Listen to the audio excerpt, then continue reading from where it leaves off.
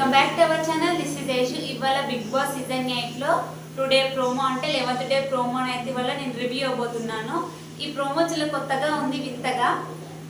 ఇక big boss అయితే స్టార్టింగ్కే వాళ్ళందరికీ కంటెస్టెంట్స్ అందరికీ ఒక పెద్ద గుడ్ న్యూస్ అని చెప్పాడు. అది గుడ్ న్యూస్లా లేదు, కొంచెం బ్యాడ్ న్యూస్లా కూడా ఉంది కొంతమందికి, అంటే తెలియదు కదా ఫస్ట్ స్టార్టింగ్లో. సో గుడ్ న్యూస్ ఏంటంటే అన్లిమిటెడ్ ఫుడ్, మీరు ఎంత కావాలంటే అంత తీసుకోవచ్చు, ఏమైనా చేసుకోవచ్చు అని చెప్పాడు. వాళ్ళందరూ హ్యాపీగా ఫీల్ అయ్యారు. ఇక యాక్షన్ రూమ్లో అయితే ఒక సూపర్ మార్కెట్ ఉంది. సో అందులోకి చీఫ్లు వెళ్ళి, ముగ్గురు చీఫ్లు కదా, చీఫ్లు వెళ్ళి వాళ్ళకి కావాల్సిన సామాన్ అయితే తీసుకోవాల్సి ఉంటుంది. సో ఫస్ట్ యష్మిక విన్నర్ కదా, సో తనే లీడ్లో ఉంది కాబట్టి ఫస్ట్ అయితే యష్మిక వెళ్ళాలి. తనకి ఎక్కువ టైం ఇచ్చారు, ఎందుకంటే ఫస్ట్ అయితే యష్మిక వెళ్ళింది. తను వెళ్ళాక మళ్ళీ బజర్ వచ్చినప్పుడు నైనిక వెళ్ళాలి, మళ్ళీ బజర్ వచ్చినప్పుడు నిఖిల్ వెళ్ళాలి, మళ్ళీ బజర్ వచ్చినప్పుడు స్టాప్, అంటే ఎవరు షాపింగ్ చేయకూడదు, ఇక అక్కడికే ఆపాలి. వీళ్ళ ముగ్గురు అయితే కొన్ని కావాల్సిన సామాన్ తెచ్చుకొని ర్యాక్లో వేసుకొని హాల్కి అయితే తీసుకొచ్చారు. ఇక తీసుకొచ్చాక ఇక్కడే ఉండే పెద్ద ట్విస్ట్. ఇంకా యష్మిక వాళ్ళందరూ సామాన్ తెచ్చుకున్నారు కదా, ఆ సామాన్లను వాళ్ళ సొంతం చేసుకోవడానికి ఒక గేమ్ అయితే ఆడాలి. ఇక గేమ్ నేమ్ వచ్చి ఛాలెంజ్ లెమన్ పిజ్జా. సో ఈ గేమ్లో విన్నర్ అయిన వాళ్ళు ఆ సరుకులకు వాళ్ళు సొంతం చేసుకున్నట్టు. సో ఈ గేమ్లో అయితే ముగ్గురు చీఫ్లు ఉన్నారు కదా, ముగ్గురు చీఫ్లలో ఒక్కొక్కరు రావాలి, అంటే ఆపోజిట్ వాళ్ళు అయితే ముగ్గురు ఆడారు. ఎవరెవరు ఆడారంటే సీత, అబిల్, మణికంఠ, నిఖిల్, పృథ్వీరాజ్, అభయ్, వీళ్ళందరూ ఆడారు. వీళ్ళందరికన్నా అభయ్ చాలా బాగా ఆడారు. నేను 3-4 టైమ్స్, అంటే లెమన్ ఉంటుంది కదా, లెమన్ని కింద పాడేయాలి, ఆయన 3-4-5 అలా పాడేస్తారు, తనే విన్ అయ్యారు. అంటే యష్మిక క్లైన్ విన్ అయినట్టు. వీళ్ళే ఫస్ట్ విన్నర్ కాబట్టి ఆ సరుకులు వీళ్ళే సొంతం చేసుకున్నారు. సో ఇంకా మిగతా ఇద్దరు చీఫ్లు ఉన్నారు కదా, సో వాళ్ళు ఇంకా అంటే నెక్స్ట్ గేమ్లో ఎవరైతే విన్ అవుతారో వాళ్ళు సరుకులు తీసుకోవాలి. ఇంకా థర్డ్ వాళ్ళకి ఏం లేనట్టు. సో ఇంకా నెక్స్ట్ గేమ్ ఏంటంటే కనిపెట్టు పరిగెత్తు, నెక్స్ట్ గేమ్ ఇది. ఈ గేమ్లో సీత, మణికంఠ ఇద్దరు ఆపోజిట్ టీమ్ వాళ్ళు ఒక్కొక్కరు రావాలి కదా. సో యాక్షన్ రూమ్లోకి పరిగెత్తికెళ్ళి దాంట్లో ఉన్న టేస్ట్ చేసి ఎవరైతే ఫస్ట్గా హాల్లోకి తీసుకొస్తారో, అంటే కరెక్ట్గా తీసుకురావాలి, అలాగే ఫస్ట్ కూడా తీసుకురావాలి. ఎవరైతే తొందరగా తీసుకొస్తారో వాళ్ళే విన్న.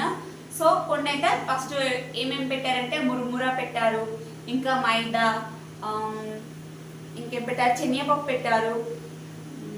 ఈ మురుమురా ఉంది కదా 250 grams అని చెప్పారు. సో ఈయన 290 అట్లా తీసుకొచ్చాడంట. అంటే ఎవరు కరెక్ట్గా తీసుకురాలేరు. సో నాకైతే మనకంటే చెప్పింది ఇక్కడ నిజమే అనిపించింది. ఎందుకంటే దగ్గర అంచనా వేసి దగ్గరగా ఉన్న వాళ్ళు మాత్రం మనం లెక్కలోకి తీసుకోవాలి. యష్మి అయితే సంచలకలుగా వాయించింది, కానీ కొంచెం రాంగ్ డిసిషన్ తీసుకుంది ఏంటో. ఇక సీత అయితే బాగా ఆడింది, ఇందులో బాగానే ఆడింది, కానీ ఓడిపోయింది పాపం. నైనిక వాళ్ళ టీం అయితే ఓడిపోయింది. సో ఇంకా చివరికి అయితే నిఖిల్ వాళ్ళ టీం గెలిచింది కాబట్టి వాళ్ళకు కూడా సరుకులు వచ్చాయి.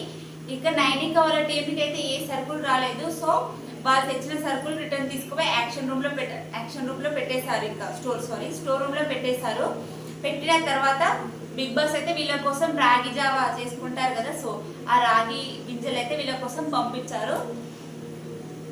నాకు తెలిసి వీళ్ళే పెట్టారు, ఎందుకంటే ఏం లేకుండా కానీ అది ఒకటి వండుకొని తినొచ్చు. ఇంకా మిగతా వాళ్ళు ఏంటంటే నాకు ఇది కావాలి అది కావాలని కొట్టుకొని అలానే చచ్చిపోతారేమో. సారీ. ఇక అది అయిపోయినాక ఇప్పుడు తినున్నారు కదా యష్మి అయితే మిగతా క్లయింట్స్ కూడా వాళ్ళ సరుకులని వాళ్ళ బెడ్రూమ్లో పెట్టుకున్నప్పుడు కిచెన్లో అలా వదిలిపెట్టేయడం కూడా తప్పు.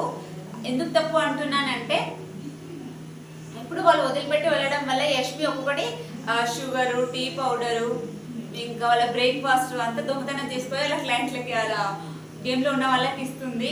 అలా చేయడం అంటే వాళ్ళు చేయొచ్చు, అంత గేమ్ ప్రకారమే ఆడుతుంది, కానీ వాళ్ళు నిఖిల్ వాళ్ళ టీం అంత నెగ్లెక్ట్గా ఉండడం నాకు నచ్చలేదు. ఇక నైనిక వాళ్ళు కూడా అంటే వాళ్ళు కూడా దొంగతనం చేసుకోవాలి, ఇంకా మరి తప్పదు కదా, రాగింజలు ఎన్ని రోజులు తింటారు కదా, అలా చేసుకున్నా బతుకొచ్చు వాళ్ళు. ఇంకా వాళ్ళు కూడా తీసుకొని తింటున్నారు, ఇలా ఒకరు తెలియకుండా ఒకరైతే ఇంకా అలా లాక్కొని తింటున్నారు. ఇక తిని ఉంది కదా సోనియా, నిఖిల్, వీళ్ళిద్దరి మధ్య బాండింగ్ ఏం అర్థం కావట్లేదు, కానీ వాళ్ళిద్దరి మధ్య సీక్రెట్ ఏదో ఉందని యష్మి అంటే ఎమోషనల్కి బాండ్ అవుతారు. సో వేరే రూమ్లో పడుకోకుండా ఇక్కడే పడుకోండి అందరూ అని చెప్పింది కదా. సో ఇంకా సోనియా ఎమోషనల్ అయ్యి నిఖిల్ దగ్గరికి వెళ్ళి ఏడ్ చేసింది. ఇంకా అక్కడికి వెళ్ళింది, ఇంకా మణికంఠ దగ్గరికి కూడా వెళ్ళిపోయింది. యువర్ స్ట్రాంగ్ అదే సొల్లంతా వాగారు. ఏమో ఈ సోనియా అంటే సోనియా కూడా మెంటాలిటీ ఏంటంటే కొంచెం రూడ్గా ఉంటుంది. ఆ రూడ్గా ఉన్నట్టు ఆమె ఇప్పుడు అంటే సడన్గా ఎందుకు ఏడుస్తుందో అర్థం కావట్లేదు. ఈమె కూడా సింపతి కోసం ట్రై చేస్తే అనిపించింది. యష్మి కానీ సోనియా కానీ నాకు ఈ ఎపిసోడ్ చూసినాక అయితే నాకైతే వీళ్ళిద్దరు కొంచెం సింపతి కోసం ట్రై చేస్తున్నారేమో అనిపించింది. ఇక మిగతా వాళ్ళు అయితే హ్యావ్ స్టైల్స్ అలానే ఉన్నారు, బాగానే ఉన్నారు వాళ్ళు కూడా. మీకు ఎలా అనిపించింది అంటే ఈ నేను చెప్పిన ఎపిసోడ్లో మొత్తం విన్న తర్వాత మీకు కూడా అలానే అనిపించిందా, లేకపోతే నేనే తప్పుగా అర్థం చేసుకున్నా అనేది కామెంట్ చేయండి. ఈ వీడియోకి ఇంతేనండి. Thanks for watching. Take care. Bye.